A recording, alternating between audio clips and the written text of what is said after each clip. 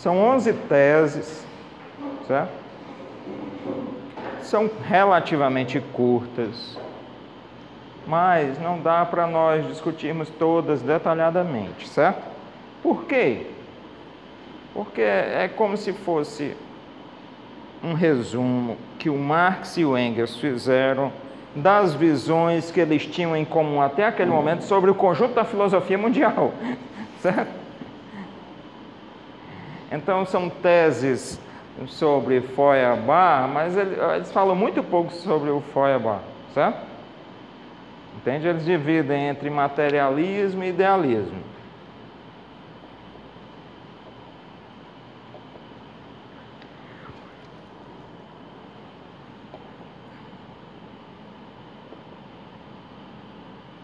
E o materialismo que eles estão falando não é só o materialismo do Feuerbach, certo? O que é o Feuerbach? Já houve alguns cursos no G. Gramsci sobre ele, certo? Mas vamos resumir. O Feuerbach, Ludwig Feuerbach,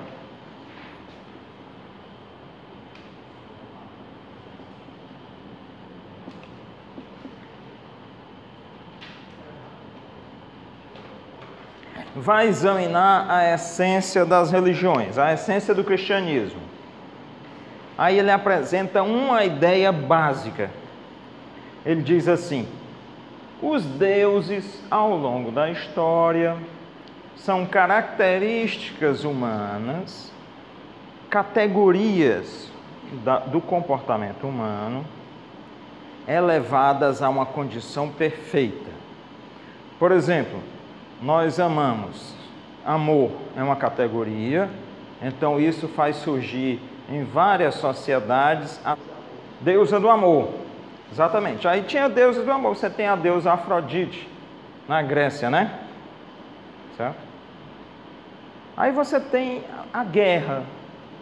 Aí a categoria guerra, você tem os deuses da guerra, né? Ares na Grécia, Marte, né? Em Roma, né?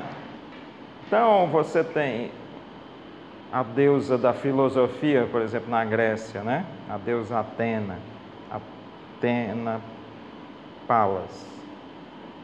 Então o materialismo do Feuerbach quer dizer isso, que os deuses são categorias humanas transformadas em entidades divinas. Nós somos seres imperfeitos, nós pegamos categorias que nós gostaríamos de chegar à perfeição e transformamos em deuses. Essa é a visão dele, né? É uma visão que se chama de materialista. O materialismo, do ponto de vista ocidental, o pessoal esquece de dizer isso. Na Índia, o materialismo já era muito antigo, certo? Mas do ponto de vista ocidental, o materialismo surge na Grécia Antiga, essencialmente, com um autor chamado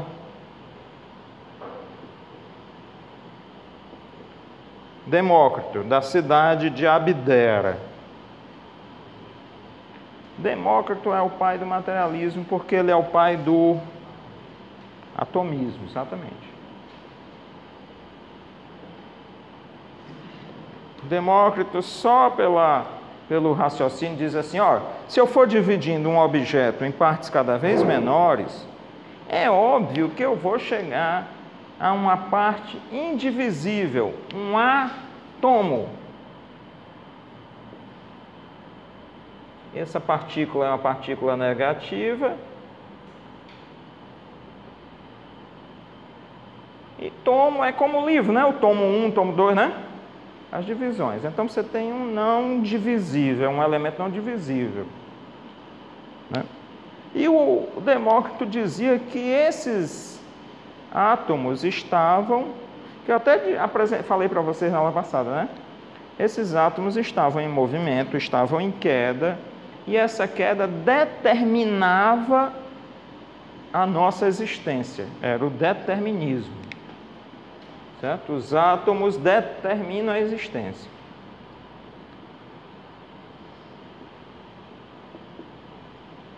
Essa é a primeira, de onde vem a primeira expressão do materialismo ocidental, greco-romano, certo? Vou já explicar a segunda. Mas essa versão aí... Boa noite. Bem, essa versão deu uma leitura de 3 autores enciclopedistas franceses.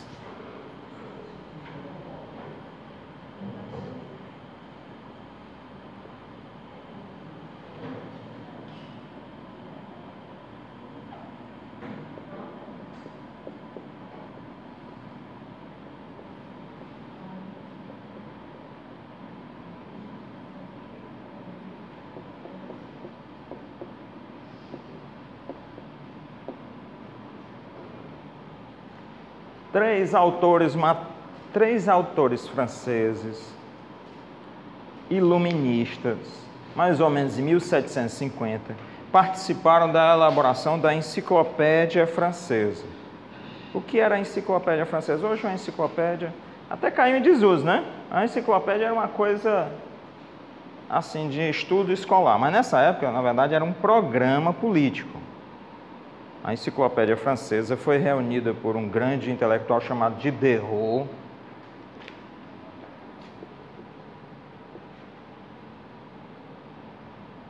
O Diderot chamou esses intelectuais e passou para eles tarefas de escrever sobre verbetes, definições.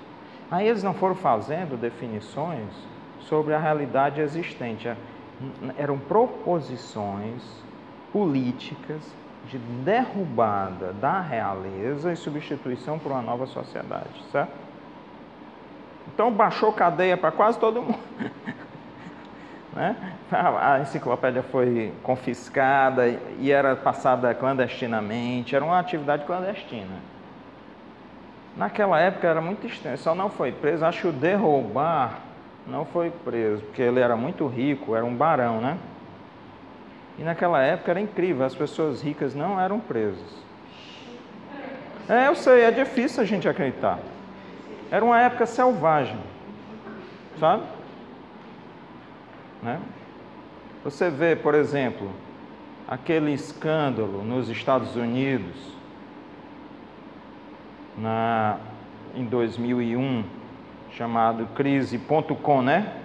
A crise da Bolsa de Alta Tecnologia, em que todo mundo foi punido, todo mundo abaixo do terceiro escalão foi punido. Nos Estados Unidos é assim, a lei é para todos. E em 2008 foi pior ainda, nem o terceiro escalão. Né? Bem, tinha esses 3 autores, o Lametrie, o Derrubar, o Helvetius, que elaboraram a ideia de homem-máquina.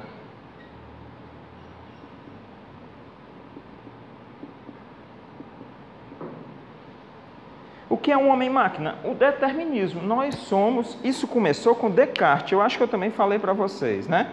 O Descartes não falava que os animais eram autômatos, né? Eu falei isso. Então, esses aí desenvolveram dizendo que não só os animais, como nós somos animais, nós somos também homens-máquinas, certo? Nós somos determinados pela realidade. Nós somos pura determinação das condições em que vivemos. Eu tinha um professor no colégio, professor de redação, era muito engraçado ele, o Felipe. Era um professor famoso aqui na cidade. Aí ele dizia assim, não é assim não, porque senão eu tive uma vida muito pobre, hoje eu seria Filipão o terrível, né? Mas esses autores acreditavam no determinismo. Por que eles acreditavam no determinismo? Porque eles acreditavam numa realidade que era organizada pelo mercado, que eu falei na aula passada também. Não falei do negócio empurrando, várias pessoas empurrando, né, que provocavam a resultante?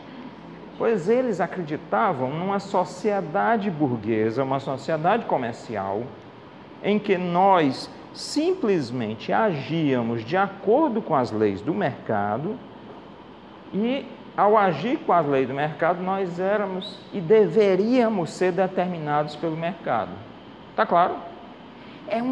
É um nível de aprisionamento enorme. Nós somos criaturas determinadas pelas condições econômicas de uma forma tal que não podemos fugir delas. Isso deu no liberalismo. O liberalismo diz o quê? O Estado não deve intervir na economia porque o mercado se auto-organiza, certo?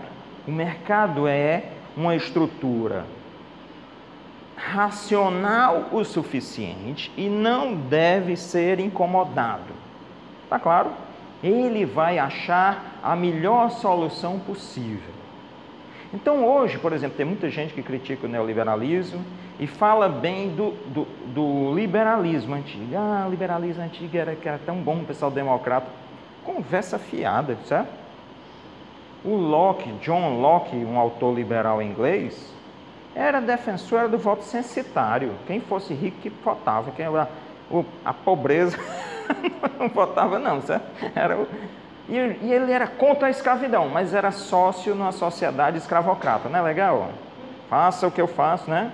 Faça o que eu digo, mas o negócio não é estranho, né? Então, o liberalismo acreditava nesse movimento do mercado que era regido pelo que Adam Smith chamou de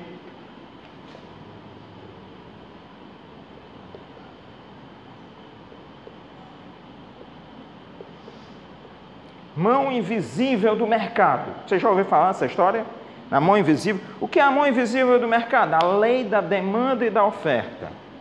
De onde vem a lei da demanda e da oferta? Vem de um determinismo filosófico que tem suas raízes lá em Demócrito de Abdera.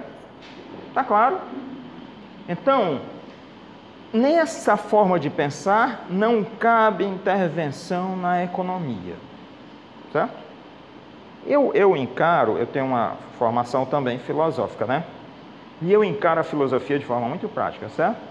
Eu leio um autor, um filósofo, eu quero saber o que é que essa pessoa está defendendo, a quem está defendendo e onde quer chegar. Tá claro? E o que eles queriam chegar era exatamente isso: a defesa de um mercado autônomo que não sofresse intervenção de governantes. Por quê? Porque a Inglaterra tinha se desenvolvido muito em relação ao capitalismo, à produção. A França e os países europeus continentais tinham ficado atrasados e eles tinham adotado uma prática de intervenção na economia para estimular a industrialização, certo? Tranquilo? É o que se chama de colbertismo, de um autor que eu falei na aula passada também, chamado Gustave Colbert.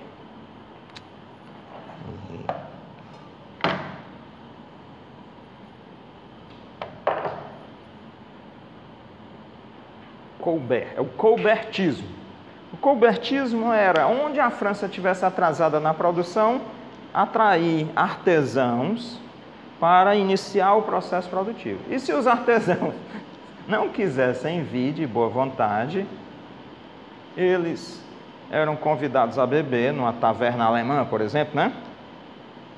E levavam uma boa noite Cinderela, que não era uma pílula. Hoje é só um Boa Noite Cinderela Nutella. O Boa Noite Cinderela raiz naquela época era um porrete, a cabeça do caboclo, né? Se ele chegasse vivo, ele ia trabalhar lá, certo? Era rapto mesmo de artesãos especializados para construir a indústria. Você tem o colbertismo, que era o que base para o despotismo esclarecido, né? Certo? Intervenção na economia. Quem substitui? O liberalismo. A base filosófica do liberalismo está nesses autores, está em Quesnay. Esses aqui dão a base filosófica, esse aqui dá a base econômica, e o escocês Adam Smith. Certo? Tem que falar assim, Smith. Você tem que cuspir. Certo? Por isso nunca fale perto de uma pessoa. Tem uma certa... né? Depois do colbertismo, intervenção estatal na economia só vai ser aceitável em 1840, por aí, 1841, num autor alemão chamado Friedrich List, certo? Então você tem dois polos opostos. Uma história da intervenção estatal na economia, uma história do liberalismo na economia. Tá claro? Liberalismo, assim, internamente. Porque não existe país mais liberal e mais interventor do que a Inglaterra, né? A Inglaterra é liberalismo para eles. Pau, cacete violento para o resto do mundo. Dominando era o império em onde o sol nunca se põe, né? Certo? Isso é intervenção estatal, intervenção militar estatal na economia, tá claro? Mas, teoricamente, abandonaram isso aqui. Tranquilo?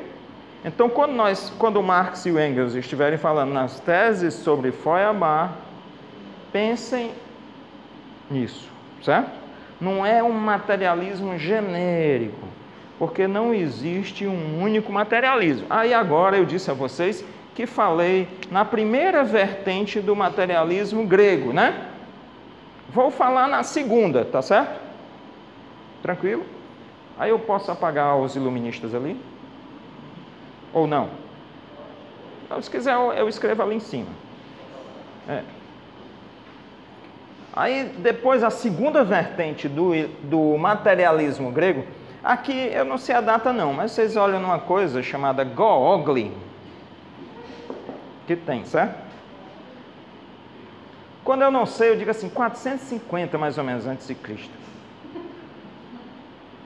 Eu vou contar uma piada, né? Mas piada não, mas é verdade. Assim, quando você não sabe de onde um povo veio, você então veio do sul da Rússia. Como os gregos ninguém sabe de onde eles vieram. Então eles vieram de onde? Do sul da Rússia. E os hindus, que são parentes dos gregos? Sul da Rússia, obviamente. Né?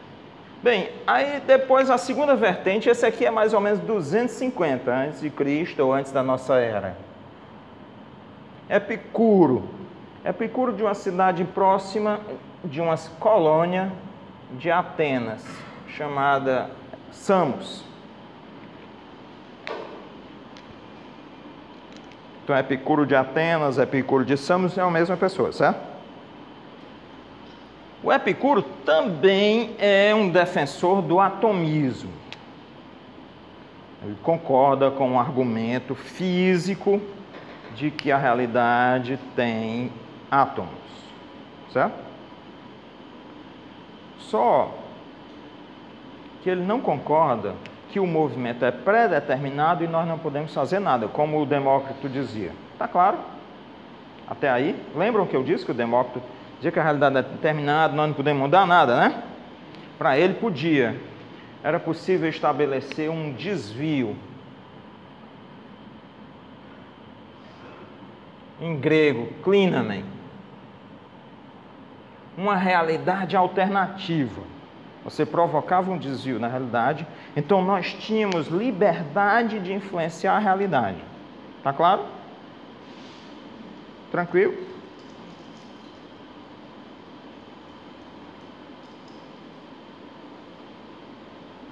Mas Epicuro não defendia só isso. Sim, agora eu posso apagar aqui? Já posso apagar?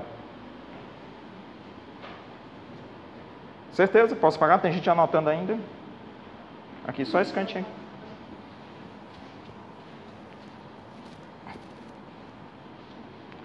Bem, o Epicuro não defendia só isso. O Epicuro tinha toda uma visão. Ele dizia assim, primeiro, o Epicuro era um materialista, mas era um materialista estranho. Ele dizia assim, eu acredito nos deuses, os deuses existem. Mas os deuses são tão perfeitos, são criaturas tão supremas, que eles vivem entre os mundos. nos intermúndios. Então os deuses lá vão interferir na nossa realidade? Os deuses existem, mas não interferem em nada. Então é um materialismo prático, está entendendo? Não é um materialismo. Deus não existe. Ele diz, não, existe, mas eles estão lá entre os mundos e não vão intervir no nosso mundo, certo? Então essa é a primeira concepção do Epicuro. A segunda concepção é de que nós devemos ter como meta a busca do prazer. Hedon, que dá o nome hedonismo, né? Só que aí o Epicuro discute nas cartas dele, no livro dele, que o prazer dele é muito simples. Qual era o prazer para ele? Não sentir dor e ser capaz de pensar por conta própria. Tanto que ele tem a famosa frase: nunca é cedo demais, nem tarde demais para começar a filosofar. Certo? Então, pode dizer. Isso. Bem? Não ouvi a primeira. Sim. A ataraxia, exatamente. Então, nunca é cedo demais, nem tarde demais para começar a filosofar. Então é preciso pensar para poder viver a realidade. Havia também em Epicuro uma crítica à política.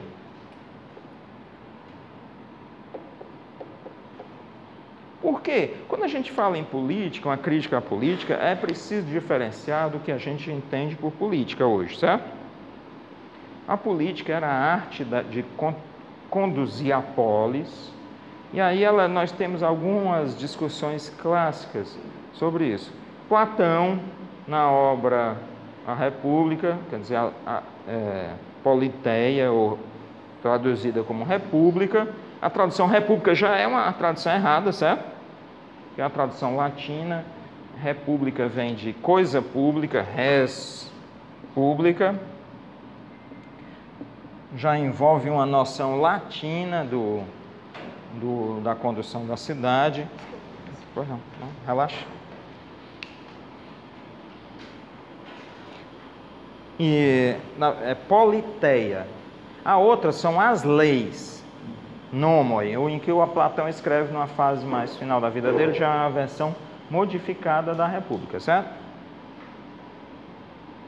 E você tem Aristóteles na obra Política. Em duas obras, na Ética, Nicômaco, e na Política, certo?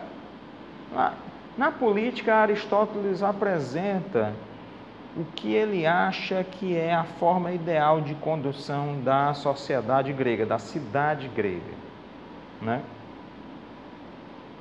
E o conceito de política, em Platão, é uma gestão da cidade em nome da filosofia. Você tinha um rei filósofo, né, que comandava a realidade, era um argumento, né, baseado principalmente em concepções éticas, né?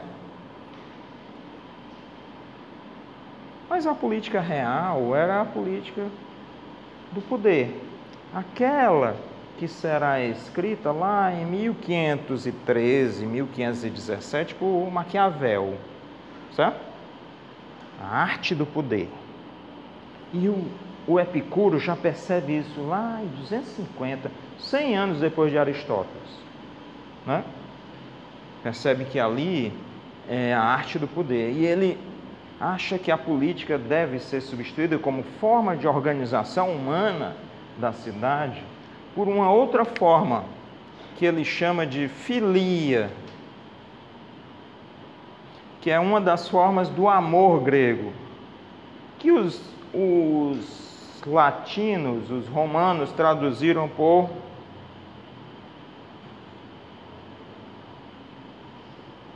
fraternidade, irmandade, né? Certo? De frater, irmão. Tá claro? O Epicuro, inclusive, montou uma comunidade alternativa, hippie total, certo? Deviam até fumar maconha direto. Comunidade organizada, jantavam, comiam todos juntos, né, na sala de refeição, certo? Não se sabe se eles tinham ou não escravos, certo? não ficou registro, ou se eles mesmos trabalhavam a terra para obter os alimentos. É uma pena que a gente não tenha ficado esse registro, né?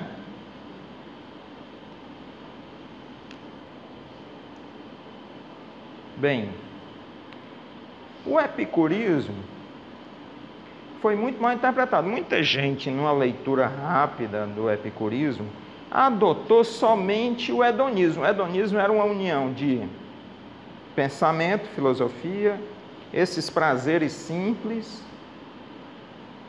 e filia, vida em comunidade. E aí surge uma coisa chamada comunidade, mas eu vou botar o nome em grego, vocês podem ver em outro canto, koinonia, certo? Comunidade, uma vida em comunidade. É uma oposição à polis, certo? Não é mais a vida política, é a vida comunitária. Até mesmo hoje a gente não tem sabe que tem uma diferença, né, que é preciso ser explicada, né, entre a vida política e a vida comunitária? Bem, Epicuro. O hedonismo acabou, como era uma sociedade, quando você tem impérios em dissolução, né? Você tem o Império Macedônio, né? E o Império Macedônico, a greve, ó. A morte de Alexandre, explodiu guerras chamadas Guerras dos Diádocos, né? Em que grandes governantes do Império Macedônico quebraram o pau para ver quem ficava com o poder, né? Então, é uma época de muito luxo e muita, como é que diria, uma compreensão do prazer como um prazer carnal, tá claro? E os inimigos dos verdadeiros epicuristas passaram a dizer que o Epicuro era o jardim de Epicuro, os porcos de Epicuro, como se o Epicuro defendesse esse hedon, esse prazer, como se fosse a putaria. É. Hã? É em grego. Putaria. Putarios, né? É. Rapaz, essa história aí tem muito a ver com a realidade agora, né? Sim, é. Era no Maravista, lá da época que queimava um lugar de por ele. Foi. E é tudo conversa fiada também, sabe? Só H. Bem, a proposta epicurista era perigosíssima, porque ela propunha... havia vários perigos naquela época para o poder. Um eram os epicuristas, outros estoicos. O estoicismo. Os estoicos não estavam nem aí para convenções, sabe? Poder, honrarias, dor, felicidade. Não, era... Sabe, é muito parecida com a visão hindu de enxergar o mundo. O pessoal faz até umas brincadeiras com os estoicos, né? Mas não é uma escola séria, né? De enxergar o mundo como uma farsa, uma ilusão. Os hindus chamam até o véu de Maya. Maya é a deusa da ilusão, né? Certo? Então do hinduísmo, você meditaria para acordar, né? Para ser um Buda. Buda quer dizer, o pessoal traduz por o iluminado, mas o nome correto é o acordado, certo? Você acordou desse sonho. Nós viveríamos num sonho que é conduzido pela deusa Maya, certo? Lançando um véu em que a gente não enxerga a realidade. Era preciso acordar, acorde. Veja, a principal proposta do Buda é essa: veja a realidade como ela é, né? Tanto que os budistas não têm nem deuses, certo? Uma vez, eu discutindo com um colega meu, foi uma discussão extremamente profunda. Assim, não, os budistas não têm Deus. Tem, não tem, tem. Não, tem não, tem. Não, tem, não, tem. Foi meia hora assim, profunda, sabe? Nós chegamos a alto nível de elaboração, né? Certo? Então, os estoicos, olha os estoicos, o mundo desmontando, o mundo lá que eles conheciam, né? E os históricos estão dizendo, não, não ligue para o mundo, isso é só ilusão. Certo? E o epicurismo dizendo, não, a gente tem que reorganizar o mundo em comunidade. Acabar com o domínio sobre as pessoas e tal, né? Propostas perigosíssimas, está entendendo para o poder? Porque isso entrava na cabeça das massas, certo? Né? É tanto que o epicurismo encontra o cristianismo. Os epicuristas e os cristãos se reuniam, quando era proibido, nas mesmas catacumbas, lá nos cemitérios romanos. Eles clandestinamente faziam reuniões, lado a lado. E havia muita influência de um sobre o outro. A ideia de comunidade, a ideia de filia, fraternidade, né? Bem, esse é o epicurismo. O epicurismo vai ser... Eu posso apagar aqui no meio?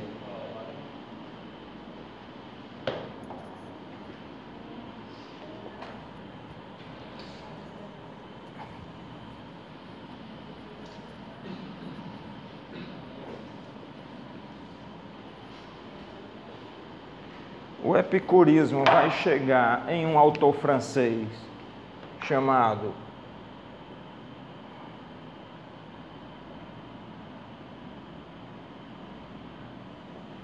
Pierre de Gassendi. O Gassendi vai escrever A Vida e os Costumes de Epicuro. O Epicuro tinha ficado esquecido depois que o cristianismo se tornou dominante, né? Acabou com todas as escolas de filosofia em Roma e no Império Romano, né? Aí o epicurismo ficou escondido, sabe? Clandestino. E chega aqui em Gassendi. Gassendi era um autor cristão que tenta resgatar o hedonismo. Mas vejam só, quando é que ele resgata isso? Eu não lembro as datas, né? Tiver no Google, né? Mas vamos supor que seja 1450, certo? Ou 1560, ou 1620, né? Por ali, nessa área. Mais ou menos entre janeiro e março. Então, o Gassendi vai examinar o pensamento de Epicuro. E vai resgatando Epicuro. E vai resgatando a ideia de hedonismo. E isso bate com o que está acontecendo na sociedade ao redor. O que é que está acontecendo? A burguesia se desenvolvendo, né? Riqueza ficando concentrada. A riqueza era vista muito mal. Basta ver Francisco de Assis, certo? Francisco de Assis é alguém rico que tem uma reação contra a riqueza do pai, certo? Porque riqueza, onde existe riqueza, existe miséria, né? Então, é uma reação. O período medieval é um período de reação contra essa riqueza que surge. O rico é alguém que é muito mal visto, né? Hoje em dia não, é lindo, né? Pessoal, o Amoedo é tão, né? Pessoa tão sucesso, né? Bem, o hedonismo chega à burguesia como uma filosofia, tá claro? Por quê? Porque Epicuro, a rigor, está dizendo assim, aproveitem os prazeres. Entende? Aí você entende como quer. Pega aquilo que te interessa na mensagem. E pega a ideia da burguesia de que não é preciso se envergonhar pela riqueza, pelos prazeres. Aí surge um novo hedonismo. Tanto que isso se reflete na arte. Se você pegar, principalmente a arte holandesa. Por quê? Porque na Holanda é onde mais se desenvolve essa ideia das finanças, das navegações ali pela Europa, do controle da navegação, do financiamento das navegações portuguesas, né? Vejam a arte renascentista holandesa. É toda o pessoal rico, com mesas cheias de comida, dinheiro sobre a mesa, as melhores roupas, sabe? Está dizendo, eu não tenho vergonha de ser rico, certo? Eu posso aproveitar os prazeres da vida. Está claro? Então é esse o hedonismo que está surgindo. Esse hedonismo vai chegar, inclusive, olha só, eu vejo filosofia sempre de forma prática. O hedonismo vai chegar a uma expressão política, que é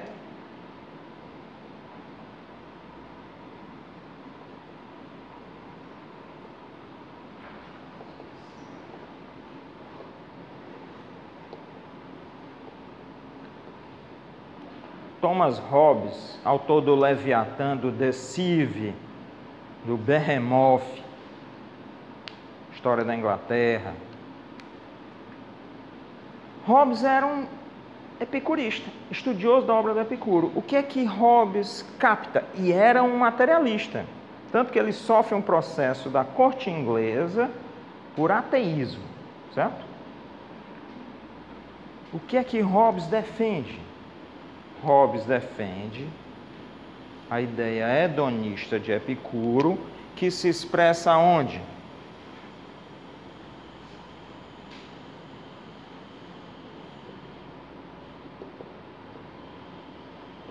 Na propriedade privada.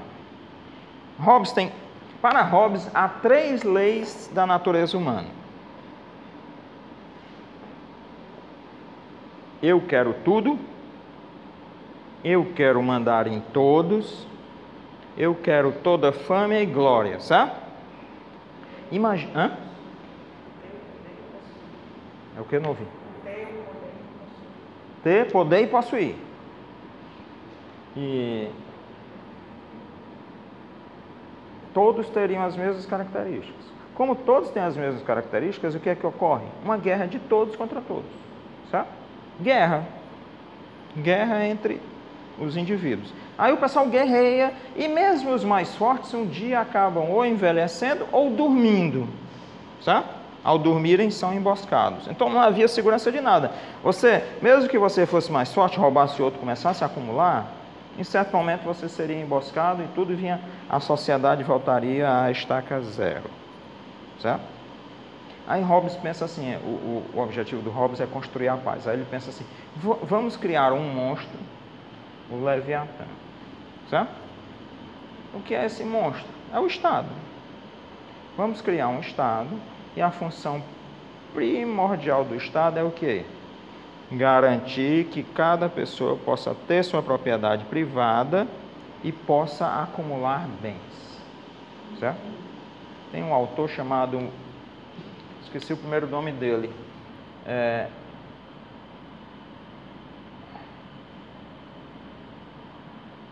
Macpherson, Teoria Política do Individualismo Possessivo, certo? Ele descreve, são 2 autores, Hobbes e Locke, a teoria política do individualismo possessivo. Então você cria a paz para ter, certo? Para a propriedade. Se alguém tentar tomar a propriedade alheia, o Leviatã virá puni-lo com a morte, certo? Tem um autor lá do Rio Grande do Sul, Paulo César Nodari, que discute o conceito de paz em Hobbes, né?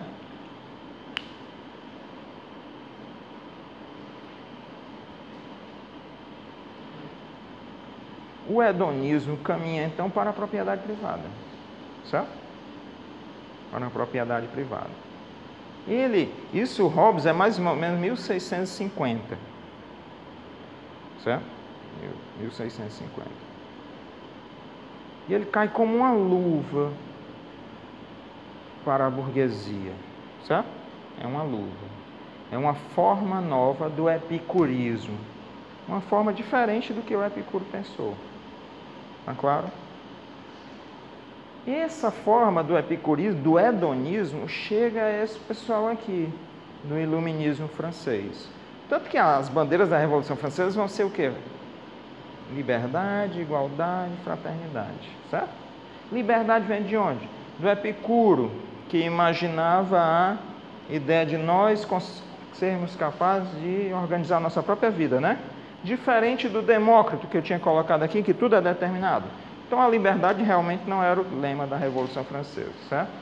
era a liberdade diante do Estado, certo? O liberalismo. Igualdade não existiu, né? Os próprios jacobinos quiseram a igualdade, cortaram um monte de cabeça lá. O pessoal fala mal deles até hoje, não é porque eles cortaram a cabeça de ninguém, não. Porque os franceses continuaram cortando a cabeça do povo, certo? Falam mal porque eles queriam a igualdade, certo? Surge um comunismo francês, a ideia de um comunismo francês, que a grande expressão vai ser um autor chamado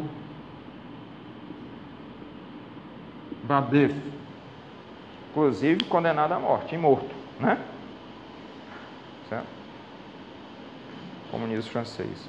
Na Inglaterra, na época do Hobbes, surgiu um comunismo dentro da Revolução Gloriosa. O pessoal também foi condenado à morte, né? Certo?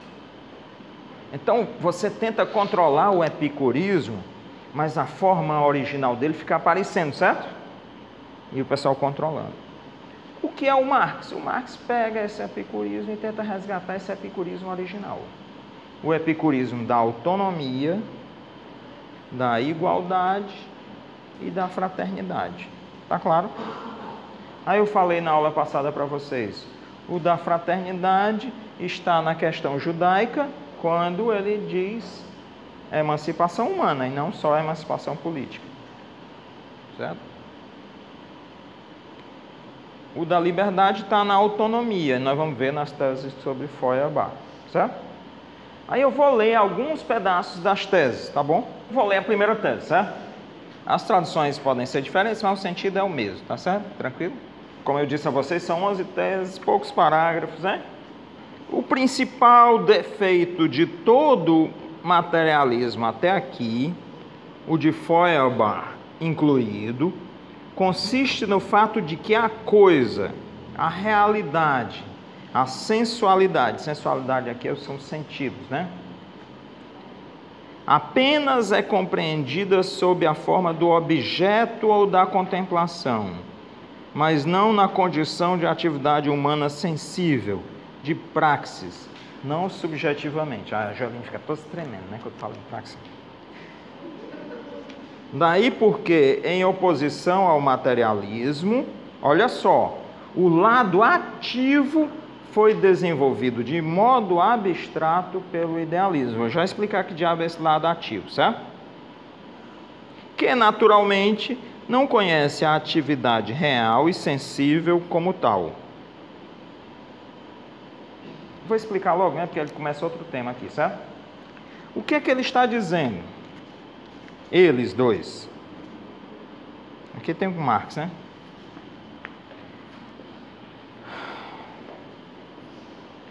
O materialismo todo pegou a realidade e compreendeu sob a forma só de objeto ou de contemplação. O que é que ele está dizendo? Está dizendo o seguinte: até hoje o materialismo foi essencialmente um materialismo determinista. O objeto está lá, certo? Eu posso até pensar sobre a realidade, mas eu penso contemplativamente. Contemplar é como quem senta num morro na beira da praia e vai ver o pôr do sol. Certo? Uma contemplação, não é uma ação sobre aquilo. Está claro? É uma crítica a esse materialismo que compreende a realidade de forma determinística. Aí ele vai e diz mais uma coisa impressionante, que de modo geral os marxistas esquecem. Ele diz assim: daí porque, em oposição ao materialismo, o lado ativo foi desenvolvido de modo abstrato pelo idealismo. Ou seja, o lado ativo, aquele que pensa a realidade, diz assim: eu posso mudar a realidade, eu posso intervir na realidade e modificá-la, foram os idealistas. Por quê? Porque você pega Hegel, e Hegel estava tentando o tempo todo bolar uma nova sociedade na sua cabeça, certo? O que ele chamava de sistema da vida ética. Tá claro? Hegel pegou Hobbes e disse assim: não pode ser só a propriedade privada. Esse Estado não pode ser um elemento só que controla a propriedade privada e pune as pessoas. Ele é um Estado que precisa ser ético. Ele precisa ter princípios éticos de condução. Porque o Hobbes dizia assim, não, rapaz, ninguém tem a razão. Igual o meu amigo, eu e meu amigo, né? O Buda não acredita em Deus. Acredita, não tem, né? Não dá para decidir quem tinha razão, certo? Tá claro? A não ser que a gente dissesse, não, vamos olhar no Google. Aí você está recorrendo a um Deus. Porque o cara do Google podia ter inventado também, né? Podia ter o Google do tem e o do não tem. Não é a mesma coisa? Aí quando você não pode recorrer a um argumento divino, ninguém pode decidir. Aí sabe como foi a forma de resolver o problema que o Hobbes arranjou? Vamos escolher uma parte que vai decidir quem tem a razão. Certo? Um soberano, um juiz, um Estado, um governante. O soberano, ele vai decidir, ó, a razão está contigo. Por quê? Fica calado aí. Não, mas argumente. Deu um pio, não papoca-lhe a mão nos beiços aqui. Certo? Então, o soberano é isso. Aí o Hegel vai dizer assim, não pode ser só isso. Não pode ser uma decisão arbitrária. Tem que ter princípios éticos, está claro? Então, o Hegel era um defensor da Revolução Francesa, acreditava na Revolução Francesa, ele se desiludiu uma época, né? Porque ele viu os soldados saqueando, né? Matando gente, aí ele ficou, né?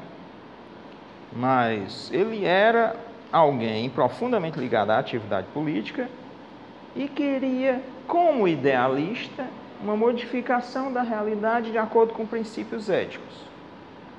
E aí é por isso que o Marx diz, eles querem intervenção no lado ativo, mas de modo abstrato. De modo abstrato como? Eu penso na minha cabeça qual é a melhor solução, sabe? Aí jogo. Cai de paraquedas, na realidade.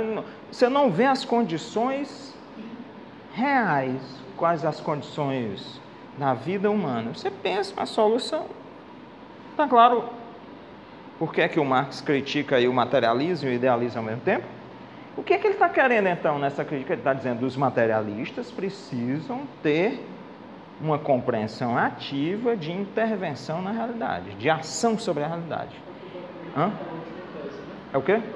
É o que vai, né, vai ser o fechamento vai ser essa última tese, a 11ª, né? Eu leio aqui mais um pouquinho, certo? Eu vou passar assim rapidamente, que dava para... Feuerbach quer objetos sensíveis, realmente distintos dos objetos do pensar. Ou seja, o Marx está achando isso super legal, certo? Não é, o pensamento não constitui os objetos, certo? Eu estou pensando que tem a mesa, então a mesa só existe que eu estou pensando a mesa, certo? Não. O Feuerbach diz, existe uma realidade lá fora, fora do nosso pensamento, certo? Existe uma realidade. Aí o Marx acha isso legal. Mas ele não compreende a atividade humana em si como atividade objetal. Ou seja, existe o pensamento e a realidade, né? Os objetos, tá claro? Mas o Feuerbach não pensou qual é a interação entre o pensamento e os objetos. Mas quando a gente pensa em interação entre o pensamento e os objetos, a gente pensa assim, não, eu tenho capacidade de produzir um objeto, eu vou fazer essa mesa, certo? Mas por que o objeto é só a mesa? E a vida que a gente vive, né? A nossa sociedade não é um objeto, não? Não pode ser construída, tá claro o que é que ele queria? Para ele, o objeto ultrapassava essa expressão simplesmente de objetos palpáveis, entende? Era a produção de uma nova sociedade. Sim, vocês podem falar. Não é proibido, não. Por isso, ele quem Feuerbach contempla, na essência do cristianismo, que é a obra principal dele, apenas o comportamento teórico como sendo aquele que é genuinamente humano. Claro, porque você não está acreditando numa espécie de determinismo, então o único local onde eu posso criar alguma coisa é na minha mente, certo? Entende? Como se a realidade já fosse pré-determinada, eu estou condenado e é o único local, é como se eu estivesse preso, amarrado numa parede, e o único local onde não conseguiram me prender foi minha mente, certo? O Marx não acredita nisso. Ao passo que a praxis apenas é compreendida e fixada em sua forma fenomênica judaica e suja. Porque o Marx era judeu, né? Aí tem essas expressões assim, forma judaica, porque os judeus eram envolvidos no comércio e tal, né? Então, na sociedade comercial, tá claro? No mercado. Entende? Então ele usa essa forma judaica, mas... Quer dizer, olha só, o Feuerbach vai dizer assim, onde eu tenho liberdade é no pensamento. Mas no mundo do dia a dia, o que é que funciona? Comércio. Certo? E aí não tem jeito, a gente não pode modificar, né? Tem muita gente que ainda defende isso, né? O tempo todo, né? Como o mercado não... Por isso ele não entende o significado da atividade revolucionária, prático-crítica, tá claro? Ou seja, revolucionária ou prático-crítica, o Marx até colocou entre aspas. Atividade de modificação, de construção da realidade, de produção, uma prática que não é determinada, determinística, mas uma prática crítica, pensada. Tranquilo na primeira tese? Ok? Podemos prosseguir? Vamos para a segunda.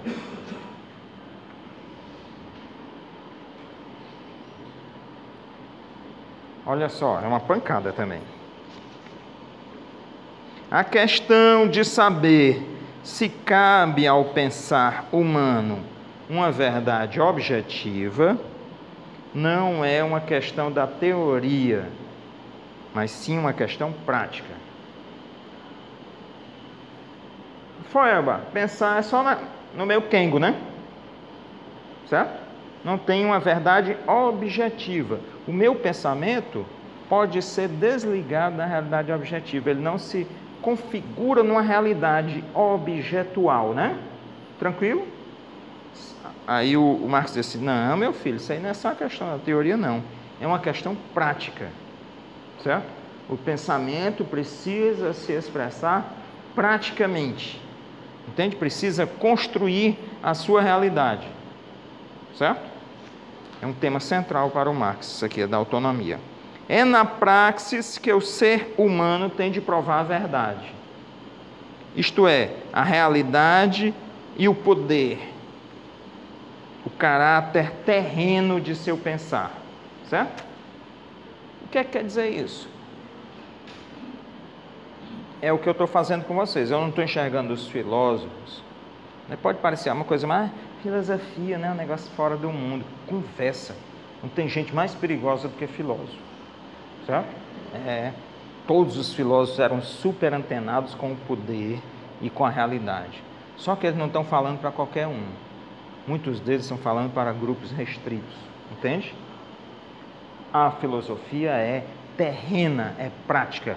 Ela está falando lá do ser, mas é outra coisa. Certo? Tranquilo? Nada mais prático do que pensar. O pensar não é uma coisa isolada. Você pensa porque a realidade te impôs problemas e você está tentando apresentar respostas. Hegel já tinha polemizado com eles na fenomenologia do espírito, certo? Porque ele, frescando com o Kant, né, ele diz assim, não, conhecer é uma coisa que está lá, um passarinho que está lá na árvore e eu estou aqui, né? Então, eu não posso intervir na realidade para conhecer o passarinho, né? Aí o Hegel vai dizer assim, conhecer é trabalhar. O conhecimento é um trabalho sobre a realidade, certo? Tranquilo? E o Hegel é muito, ele às vezes, uma vez eu disse isso lá num congresso, lá no Cariri, eu não sei se tu estava lá naquele congresso, eu fui lá na Urca. Aí eu falei que o do Hegel, que ele em certos momentos era bem materialista, e quase que não me dava a passagem de volta.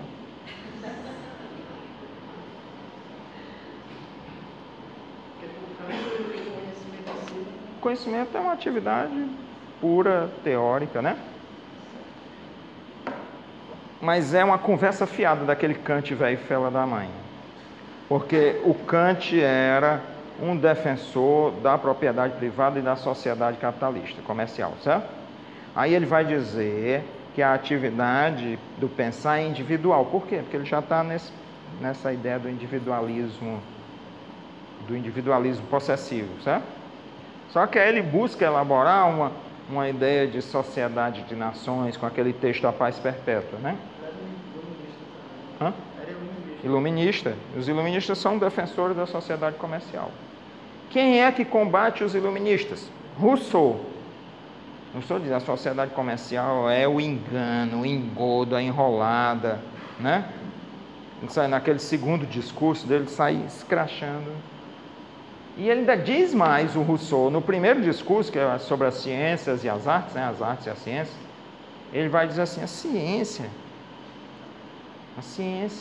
já é uma coisa forte. O progresso, a ciência, as descobertas são para enrolar os outros, para matar os outros, certo? Então, que conhecer é esse? Entende? Para o controle, né?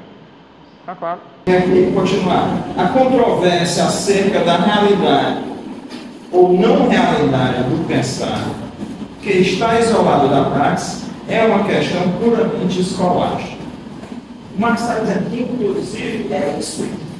O pensar que diz assim, não, nós não podemos intervir na realidade, já está intervindo na realidade. Tá? Já é uma intervenção. Esse pessoal aqui acredita que nós somos deterministas. Por quê? Porque eles têm uma forma de pensar que já é absolutamente integrada ao mercado, ao domínio do mercado, né? Entende? Pensar não é algo como se acha abstrato, separado da realidade. Pensar está ligado aos temas da realidade. Tá? Mesmo aqueles pensares que dizem que não estão ligados à realidade, esses aqui estão mesmos. Né? Tranquilo? Terceira tese. A doutrina materialista da transformação das circunstâncias e da educação esquece que as circunstâncias são transformadas pelos homens e que o próprio educador tem que ser educado. Por isso, ela tem de separar a sociedade em duas partes, das quais uma lhe é superior. A coincidência do ato de mudar as circunstâncias com a atividade humana ou autotransformação pode ser compreendida e entendida de maneira racional apenas na condição de praxis revolucionária. Os iluministas tinham como base central da sua noção de existência o livro 7 da República de Platão. Né? O que é que diz o livro 7? É o famoso mito da caverna. Tem o mito da caverna? O mito da caverna diz que tem, imagine prisioneiros que nunca puderam se mover, estar acorrentados de frente a uma parede, no fundo da caverna. Suas cabeças não podem nem se mexer. Eles sabem que estão ali, eles acham que aquilo é a realidade, eles estão no escuro. Aí aqui tem uma subida, bem aqui nessa subida tem um muro e passa gente, mas da altura do muro, mas carregando objetos na cabeça, sabe? Pode, não pode. E tem uma fogueira atrás desse pessoal. Aqui o muro, a fogueira está vendo? Aí os caras estão passando aqui com os objetos, a luz pega neles, né? E forma a sombra lá no fundo da caverna, sabe? Para esses prisioneiros, a realidade é esse mundo de sombras. Eles até inventam jogos, quem adivinha qual será a próxima forma que virá, né? Quem adivinhar qual é a próxima que virá, vira até o rei entre eles, sabe? Aí imagine que um dos prisioneiros é arrancado, né? E ele é arrancado à força arrastado, morrinho assim, dentro da caverna, jogado frente à fogueira. Ele não entende nada daquilo lá. E pior ainda, pegam ele e arrastam, jogam, é assim, o termo mais forte, rebolam. Rebolam lá no meio do sol quente. Né? Aí ele não enxerga nada, porque ele foi acostumado ao escuro, né? Aquele mundo de luz para ele, que a luz, na verdade, é a cegueira. Ele fica cego e se arrasta para debaixo de uma sombra, procura uma sombra, e fica ali. Aí de noite ele é muito claro, aquelas luzes das estrelas ainda são muito claras, né? Aí ele vai se adaptar lá, no terceiro dia ele consegue ver de noite, ver alguns corpos. Aí vai vendo a luz, vai abrindo aquilo, vai navegar. E decide voltar para a caverna para libertar os outros que viviam na escuridão. Agora, aí esse mito tem muitas interpretações, muitas circulares. Né? Algumas pessoas, inclusive, acham que o Platão acreditava nisso, na transmigração das almas, né? Tem psicose, que era o que ele tinha arrancado você das correntes? A morte. Tá? Ele tinha jogado você no mundo superior. Lá você não entendeu nada, aí você se adaptou, e quando você se adapta, aprende a decide voltar para a libertação escura. Tá? Uma reencarnação. Platão acreditava na reencarnação. Os iluministas, que não acreditavam na reencarnação, imaginaram que aquilo era uma obra de pedagogia. Tem gente que estuda, descobre a ciência, chega à luz, ao iluminismo, ao esclarecimento, né? E volta para libertar as pessoas ignorantes, que vivem no mundo de sombras, de trevas, certo? Eles fazem essa imagem até histórica, né? Da idade das trevas, né? A era das trevas, a idade média como a idade da ignorância das trevas, certo? Então, para os iluministas, a pedagogia era central. Entende? Era preciso formar as pessoas na ciência, superar o primitivismo das populações pelo mundo. E aí, lembra-se como que as grandes navegações foram para diversas civilizações, né? E como é que os europeus enxergavam essas civilizações? Primitivos. Né? Vamos controlar a bala, né? Vamos matar, né? Vamos conquistar, sabe? Nós temos esse direito, nós estamos libertando essas pessoas nos nossos primitivos. Tá lá. Então, o que o Marx está dizendo é isso. Eu não lembro mais. Você cria a ideia de que existem seres superiores, iluminados pela ciência, e que voltam para ser os pedagogos, libertadores das pessoas. Sabe? Da ciência, né? Do conhecimento. Agora, tranquilo. Assim. Não é uma simples questão de educação. Isso é dialético. A realidade e a educação mudam. Né?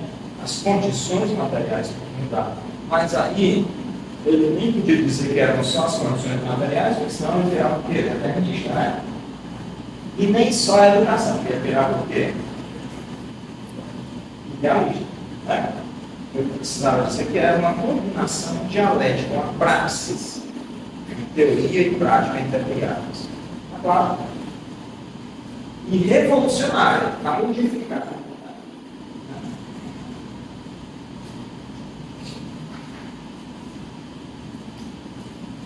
Quarto, Feuerbach parte do fato da autoalienação religiosa, da duplicação do mundo religioso e mundano.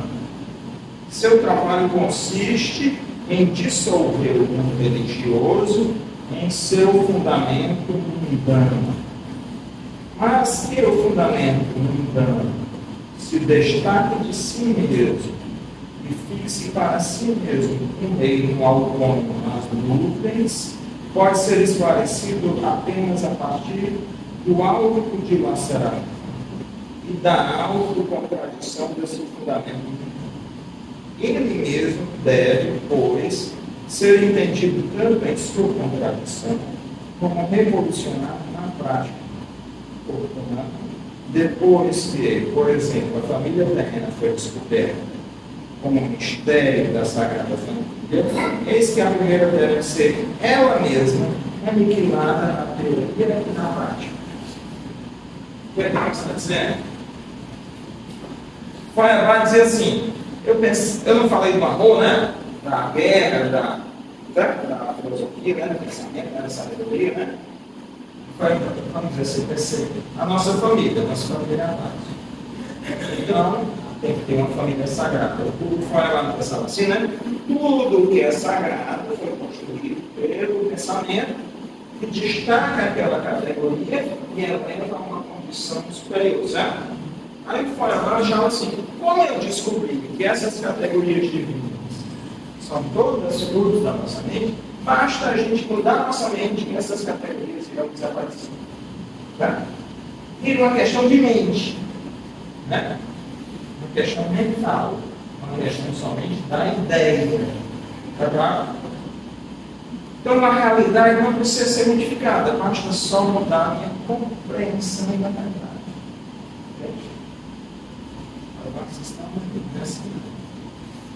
Continua a tarefa prática. Aí você pode pensar assim, mas está falando mal da família, né? Pois isso está correto, né? Não, mas está falando mal daquela família, né? Possessiva, que foi construída, opressora, certo? Está dizendo que é contra a família, não. É contra um certo tipo de família. A família autoritária, né? Tudo da dominação de classes, entende? Então, eu preciso revolucionar na prática. Não basta descobrir a fundamentação que a família dá para uma família divina. É preciso modificar o problema real, é modificar a família prática, terrena. Não é a gente abandonar a ideia de família divina. Não é esse o problema. O problema central é aqui, no mundo prático. Nossa tarefa é prática. Nossa teoria não é para combater teorias. Nossa teoria é para entender como mudar a realidade, a prática. Tá claro? Alguma dúvida? Só me levar se essa parte da produção, certo?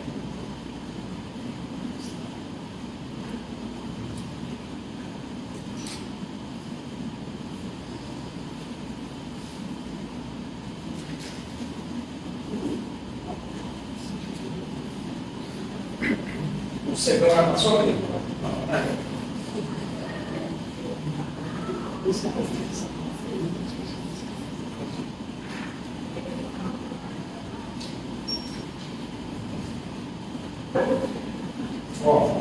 Tese 5. Feuerbach, não satisfeito com o pensar abstrato, quer a contemplação, mas ele não compreende a sensualidade como atividade prática, humano-sensível. É só a contemplação. Diz assim, vamos eliminar as ideias abstratas como a dos deuses. Mas é só contemplar. Não colocou uma tarefa concreta, humana, sensível, para modificar a forma de vida humana. Quando o Marx está dizendo, é porque ele não tem os termos ainda que ele usa no Capital, sabe? Está dizendo a forma humana sensível, a forma como nós humanos nos relacionamos com a realidade externa, através dos sentidos, né? Isso era uma coisa muito prática, porque tinha gente trabalhando morrendo de fome, né? Então era humana sensível, sabe? É claro? Muito da tarefa prática era libertar as pessoas da fome e da miséria. Né? Como hoje, né?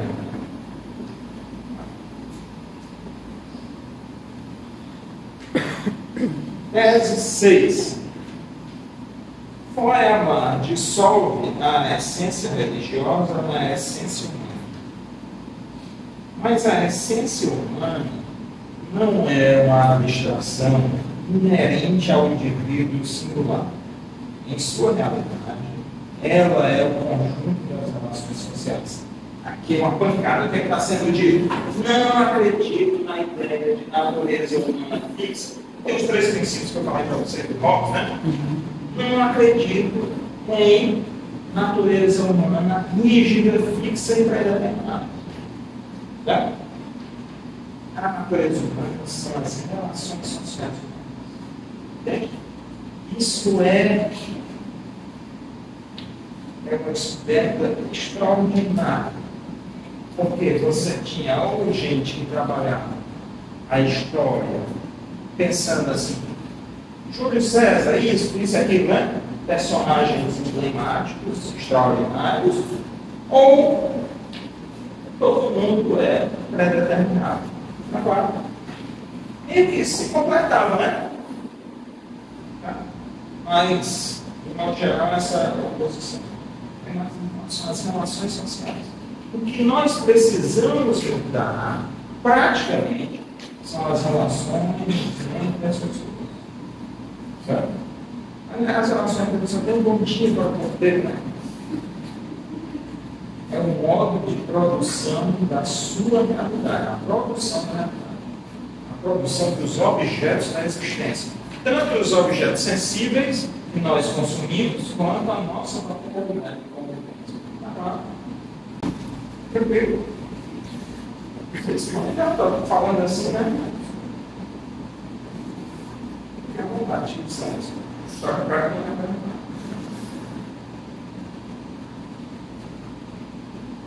né? Posso fazer aqui? Deve ser, não, parei, certo? Feuerbach, que não chega à crítica dessa essência real, é obrigado por isso. Olha o que o Marx está dizendo. Qual é a essência humana em Hobbes? Qual é a essência humana de Descartes? Descartes diz: o homem é um ser racional. O Pascal, que eu disse a vocês, o homem é um ser emocional. O Hobbes diz: o homem é um ser egoísta. Né? E o Feuerbach diz assim: o ser humano é que constrói os deuses, certo? Pega as suas categorias humanas e transforma em deuses, né? A Marx diz: não, a essência humana é a essência baseada nas relações sociais. Agora, mudou a relação social, mudou a essência humana.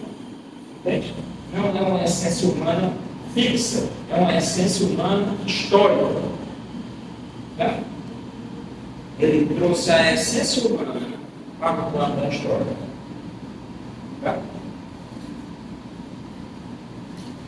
Sobral. Mas eu ainda não entendi o que é o homem para Feuerbach.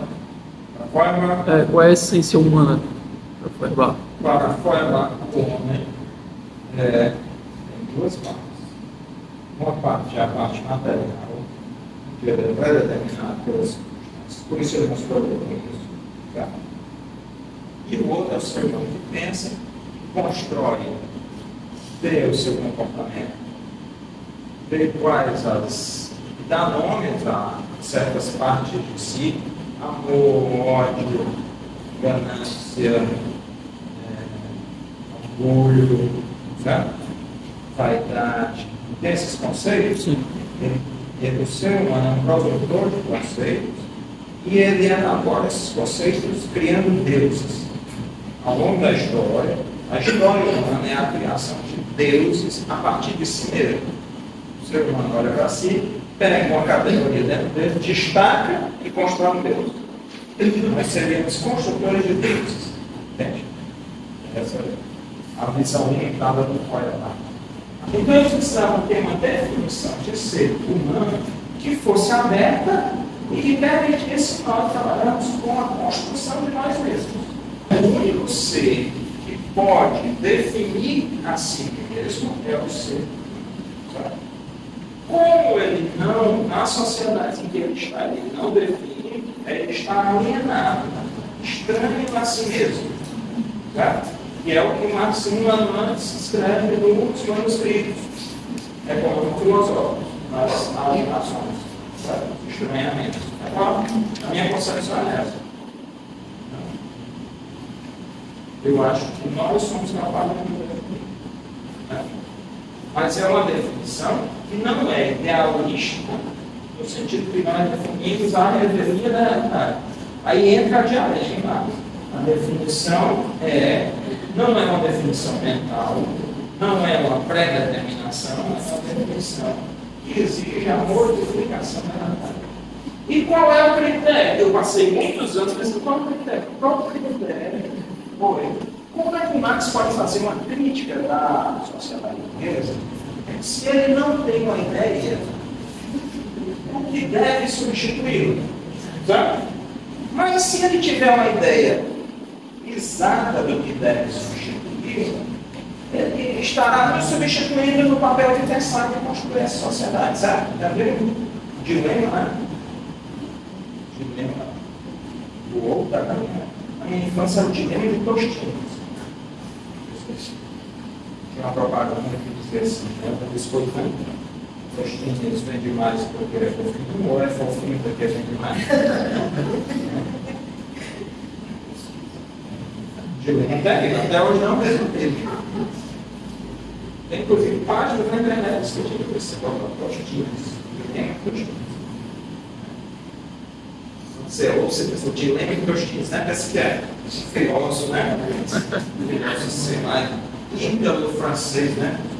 Louis de Tostines, né? Não pode ser idealista que você define a realidade, a realidade. Não pode ser o materialismo determinista, que você só define a realidade na sua cabeça. Certo? A realidade corre por fora de você. No máximo, aqui no materialismo determinista, você só tem liberdade no consumo. Não tem o consumismo, né? Como uma grande expressão da sociedade burguesa, né? Porque você se torna consumista. É o único local que você tem liberdade. Tá? Tem um livro, não sei se eu já falei para vocês, um livro, eu gosto muito desse livro. Eu não estou indicando. Eu não digo as coisas super depressivas que as pessoas dizem, eu não estou indicando. Tem claro para gravar.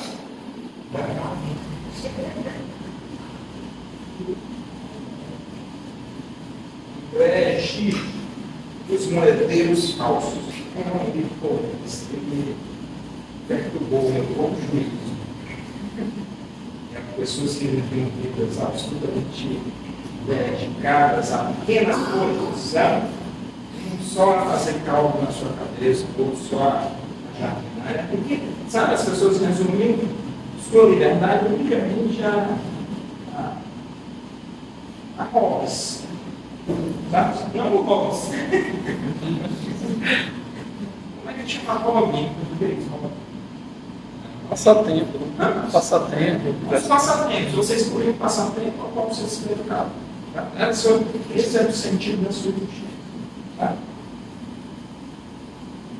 Aí eu acho que a filosofia não há uma definição de ser humano e há uma autonomia.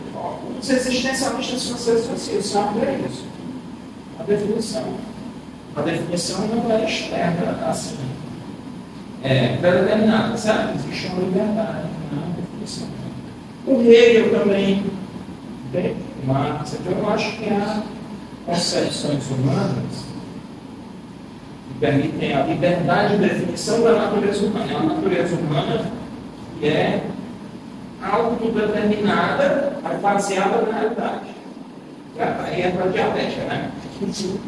Tranquilo. É difícil a gente pensar. Nós fomos treinados a vida toda na escola. Se vocês darem a resposta correta, só tem uma resposta correta. Você é recompensado, senão você é convidado a uma educação de rabo. Na esquina, né? Botar os ratinhos, era político, pegava o peixe no campo certo, pegava o peixe no outro, era um shopping. É lindo. Aí eu dava para ele pegar só uma tinha certa, era 10, né?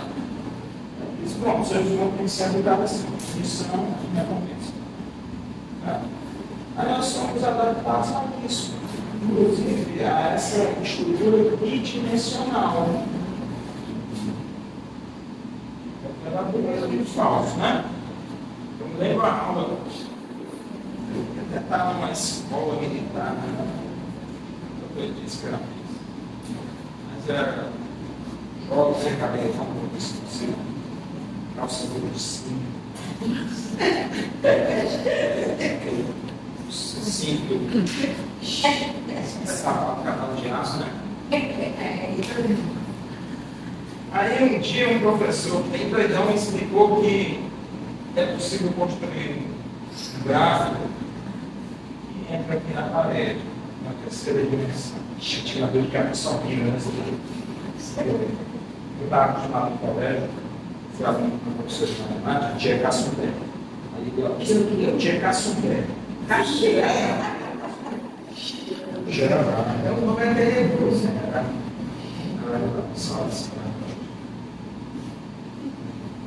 Aí ele explicou esse negócio do plano cartesiano. Um dia eu aprendi que tinha plano cartesiano, foi quase que eu ia dar uma cachaça. Ele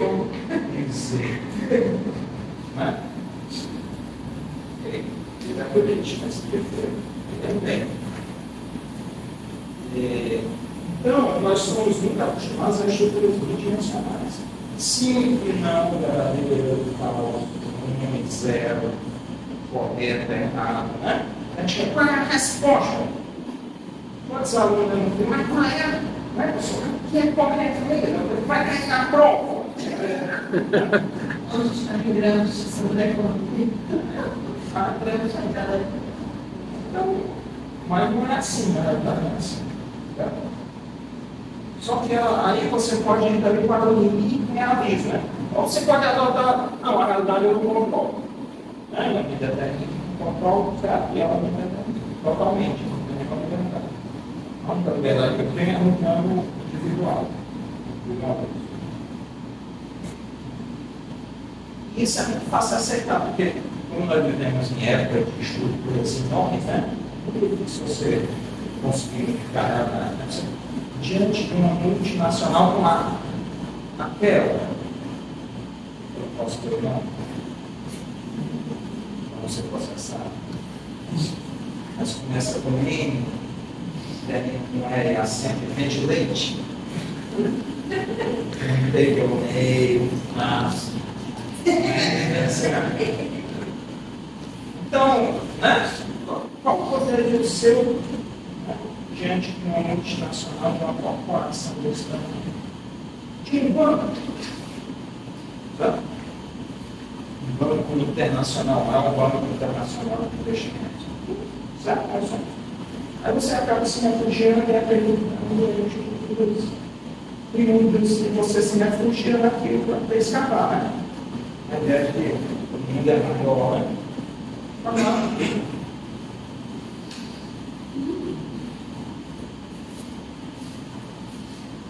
Não é assim.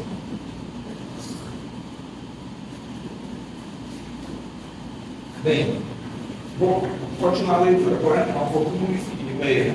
Tem dois tópicos aqui, certo? Dois tópicos dentro do item 6, da tese 6. Né? Feuerbach, que não chega à crítica dessa essência real, a essência humana, é obrigado por isso a abstrair do processo histórico e fixar para si mesmo a índole religiosa e pressupor o indivíduo humano abstrato, isolado. Tá? Ou seja, essa pergunta que nós vamos fazer: o que é que Feuerbach acha sobre o ser humano? O ser humano é indivíduo abstrato, isolado, existiu em todas as épocas e é igual a todas as épocas. Tá? E o que é o ser humano? É um produtor de divindades, de deuses. Tá? 2. A essência pode, por isso, ser compreendida apenas na condição de gênero, de coletividade interna, muda que muitos indivíduos de maneira natural. Que é isso, Márcio? Você deve estar dizendo assim, ó, nós todos somos indivíduos, mas nós temos característica comum, essa característica abstrata, segundo os seres humanos abstratos, por isso nós somos o gênero humano. E o gênero humano sempre existiu aí, né, ao longo da história, sempre a mesma coisa. O que Marx está dizendo? Marx vai achar coisa legal. Feuerbach acha os indivíduos, mas sem querer achou o gênero humano. Tá? Só que achou errado o gênero humano.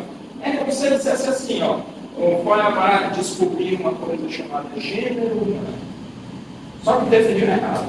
Mas como ele já fez uma parte do caminho, vamos corrigir a definição dele e pegar a parte que nós concordamos que é de gênero humano. Nós somos um gênero humano. Nós, como espécie, temos um destino comum. Porque senão você acredita só no indivíduo isolado, capitalista, em guerra um contra o outro, tá? Tentando dominar um ao outro. Será que nós, como espécie, não podemos construir uma vida coletiva? Uma coinonia, uma comunidade que funciona como gênero humano? Agora, o que mais está pensando? Ele já tinha falado nos manuscritos econômicos filosóficos, a terceira alienação é sobre o gênero humano. Quais são as 4 alienações lá? Eu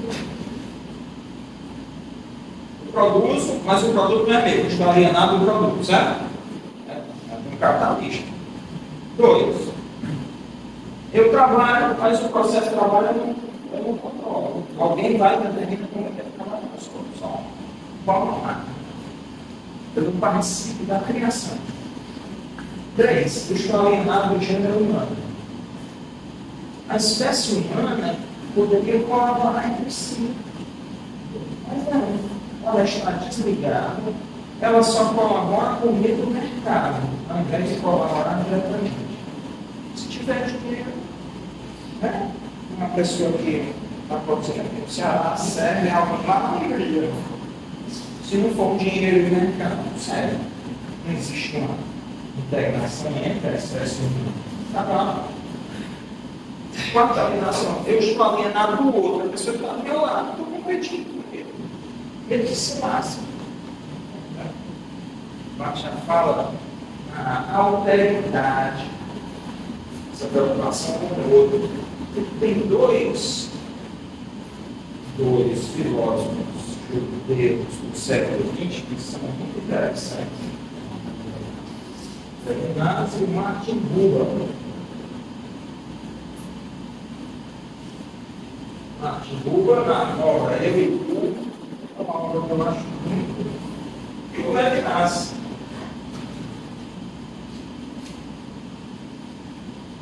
Emmanuel Levinas trabalha essa ideia do outro, da face do outro, certo?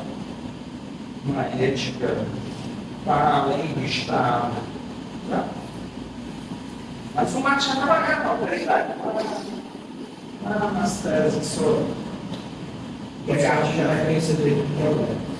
Descartes tem característica do outro, né? O discurso do erro. É o erro que existe. Mas o outro se acertasse. Tipo, que ele era tão burguês, era tão filósofo dessa complexão do Pedro, agora ele vai se esconder no almoço, sendo do capitalismo na sociedade. Ele não é compreendeu. E o Leibniz não é muito mais, assim, não é. O outro é incomunicável, cada um tem para além do ego, para além do ego, existe uma estrutura ainda mais complicada. Interior e complicado.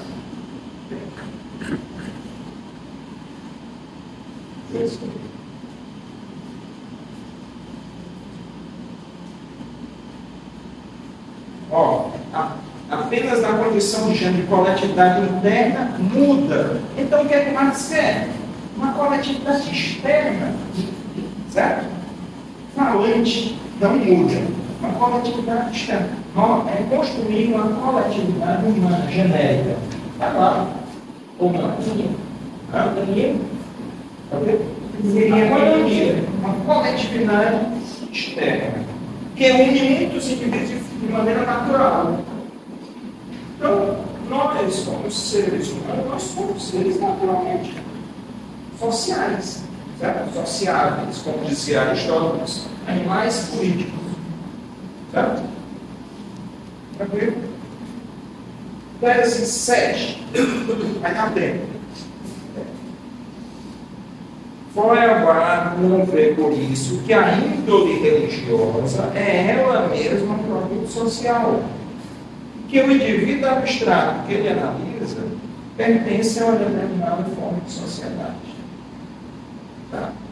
Ele diz, a religião, para Feuerbach, é uma característica humana da natureza humana que a gente precisa entender e desmistificar. Tá? Diga, você criou um Deus e agora fica com medo desse Deus. Ele manda em você. Compreenda que você não obedece a Deus. Mas não tem problema nada disso. Certo? Aí, mas ele achou uma coisa que une a todos nós. Todos nós temos as mesmas características. Certo? O gênero. Não aceitou como é esse gênero e como funciona esse gênero. Tá claro? Aí Marx diz que a religião é um desenvolvimento histórico.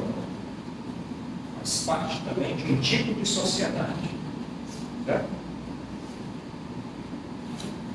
E a visão do Marx sobre a religião também, ele já tinha expressado na questão judaica.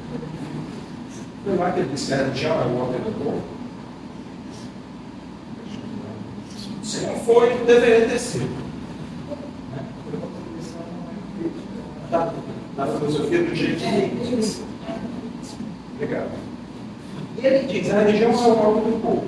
Ninguém lê a outra parte, nem tem que ter o órgão. A gente pensa logo com a visão da guerra lutada, né? Então o órgão é proibido. Naquela época não, o órgão era liberado.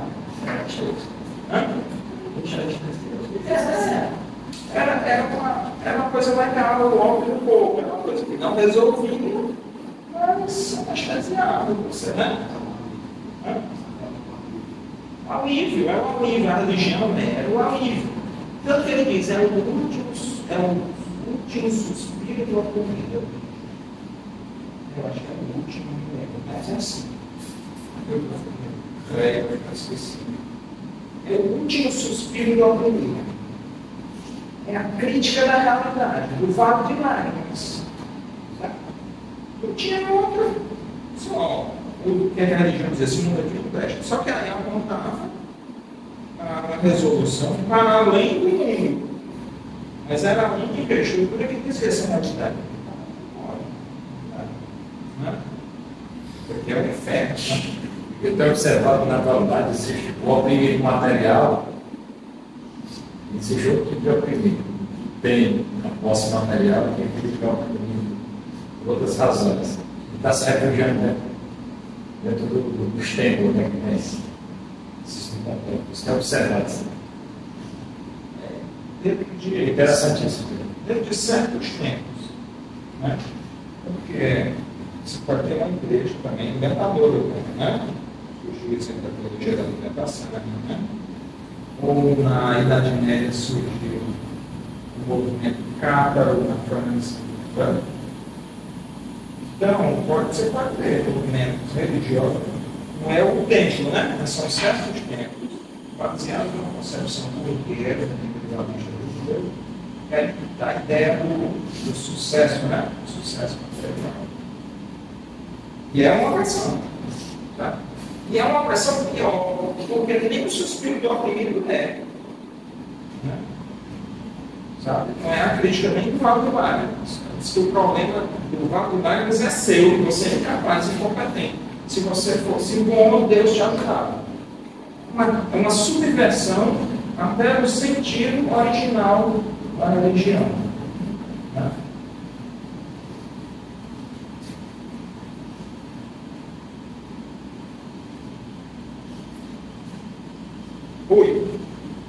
toda vida social é essencialmente prática. Olha só o que o Marx está dizendo.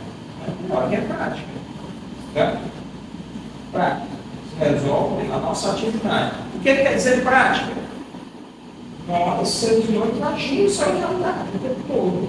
E todos os mistérios que levam a teoria ao misticismo encontram sua solução racional na praxis humana e no ato de compreender essa praxis. Para Marx era necessário investigar a praxis humana. Como se organiza. Depois isso aparecerá como modos de produção, a teoria dos modos de produção dele, né? Está chamando aí da praxis humana, né? Ou seja, o modo como os seres humanos se relacionam para produzir. Vamos nos relacionar assim de forma comunidade. Todos trabalham juntos, né? E usam o emprego. Não, vamos organizar aqui. É o seguinte, eu mando, vocês obedecem, né? Quem desobedeceu, mata. Né? Mas vocês são camponeses e trabalham no emprego só. Eu só encontro vocês depois para receber um pedaço da safra, né? Ou então, não, vocês são propriedade minha, são meus escravos e vão obedecer, né? Certo? Você tem vários tipos de praxis humanas. Tá claro? Novo, impede. O extremo ao qual chega o materialismo contemplativo, olha o Marx falando de novo do materialismo, falando mal. Tá? Muita gente acha que o Marx falou mal só do idealismo. O extremo ao qual chega o materialismo contemplativo, só a contemplação, sem ação. Quer dizer, o materialismo que não compreende a sensibilidade na condição de atividade prática é a contemplação dos indivíduos sociais, singulares e da sociedade civil. É o máximo do materialismo contemplativo. Quem? Esse pessoal aqui. O Stern, o Leibniz, né? O Descartes, eu enxergo o indivíduo. O Descartes não é materialista, mas eu enxergo os indivíduos, eu enxergo a sociedade. Os indivíduos estão na sociedade e têm que agir de acordo com as regras sociais e pronto. Tá? Predeterminados pela sociedade. O extremo que chegou ao materialismo. Tá claro? É uma rendição à ausência de liberdade humana.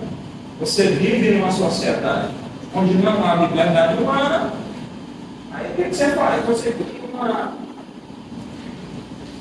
fuga, né? Você vai dizer assim, não é boa. E é boa. Assim, é tão bom, né? Quando você pega muitas vezes as pessoas vivem situações horríveis, né? Não, é feliz, é só uma pessoa feliz.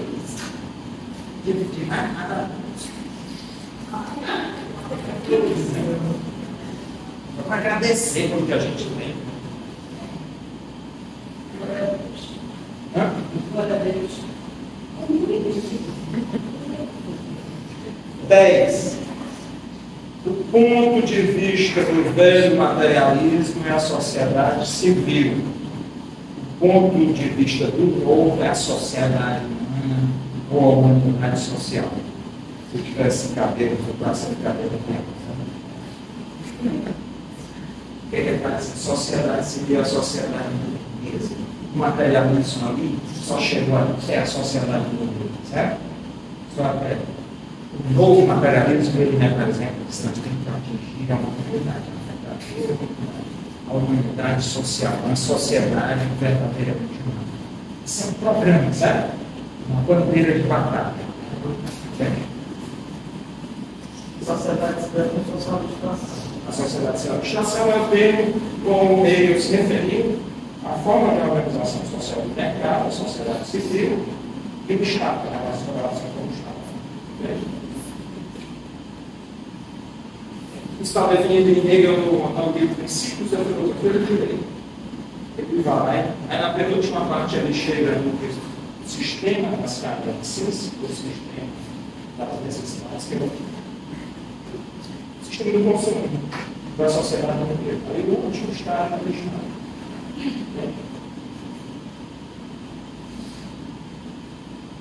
10 anos, a última, a saideira, né?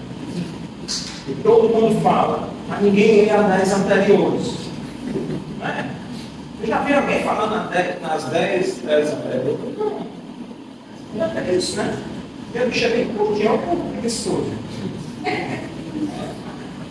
Os filósofos apenas interpretaram o mundo diferentemente. O que importa é transformar. Ele não está dizendo, aí a gente disse assim, não, Marx está sendo contra a filosofia. Não! Marx está dizendo que os filósofos anteriores ou eram deterministas, ou achavam que tudo se resolvia na cabeça das pessoas, né? Ou só pensavam, como se o seu pensamento fosse abstrato, fosse uma fuga de animal. Não, a filosofia, o pensamento deve estar comprometido integralmente com a transformação da realidade. É usar o pensamento e a filosofia para transformar a realidade, tá? E não para você se imaginar separado, isolado dos outros, da espécie humana. Tranquilo? Alguma dúvida com a observação?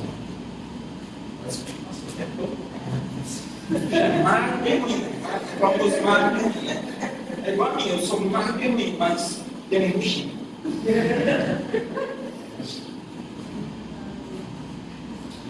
Tranquilo?